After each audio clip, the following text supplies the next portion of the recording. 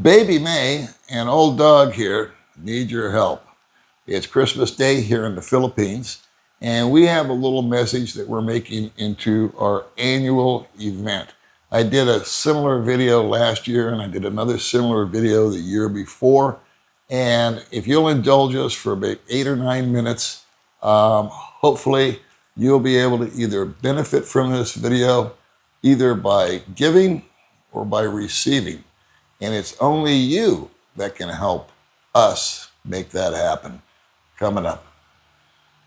Well, Merry Christmas, everybody. And as I said in the little introduction there, my wife, Baby May, and myself, we're going to be asking you for your help in this video. Yes. And we're trying to turn this into a little annual event that we do each year at this time of year.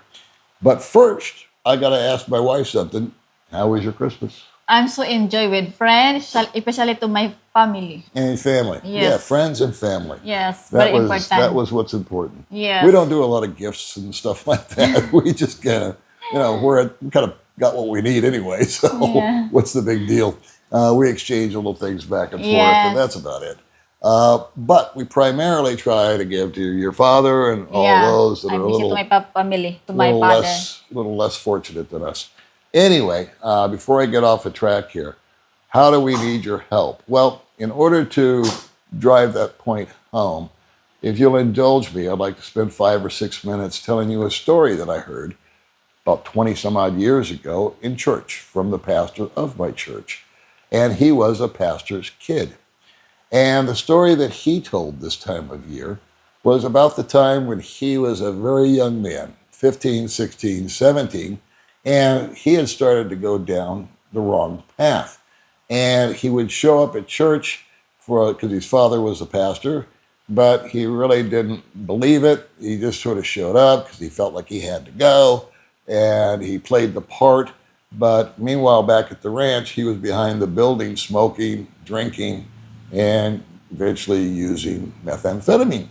And he said that went on for about a year, and he went to a very, very dark place.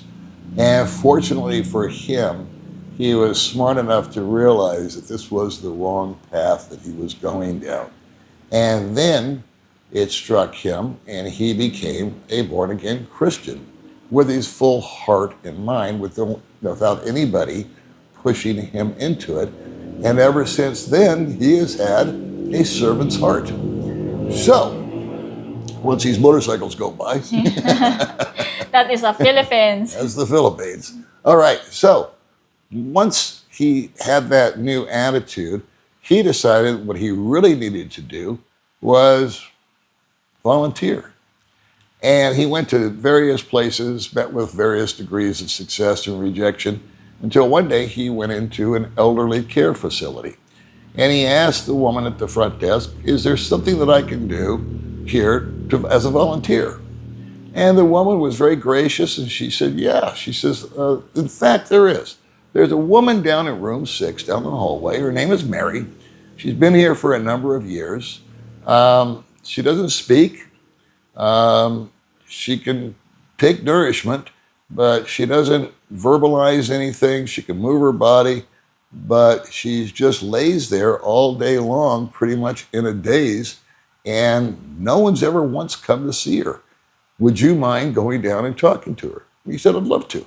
So he went down, saw Mary, and sure enough, there's this elderly woman laying in bed, and she didn't move a muscle, she didn't react, she didn't respond, and he talked to her for about an hour.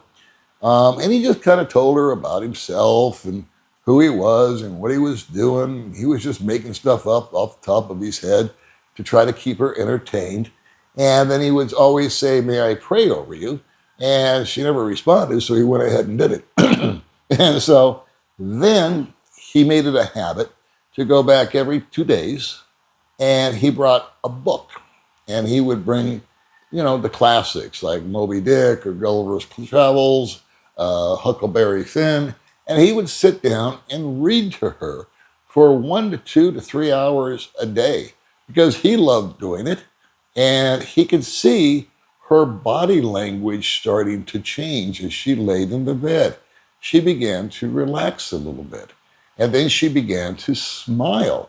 She never opened her eyes. She never verbalized anything. And it got to the point where, after several months of doing this, as he was walking down the hallway when he would arrive, and he was going to room 6, and he was talking with the woman, the receptionist that would always walk him down to her room, they could hear the bed, Mary thrashing about in the bed at the sound of his voice. And she so anticipated and loved the time that they spent together. Moral of the story. Well, May and I have had an awesome time this year. We've been able to enjoy one another's company, plus the company of others. I hope that you are having the time of your life. I hope that your Christmas is merry. I hope you're not stuck at some airport somewhere or snowed in. But like I asked last year, and I'm going to ask again this year, if you're watching this, and you may not be in the same condition as Mary, but you may be simply alone.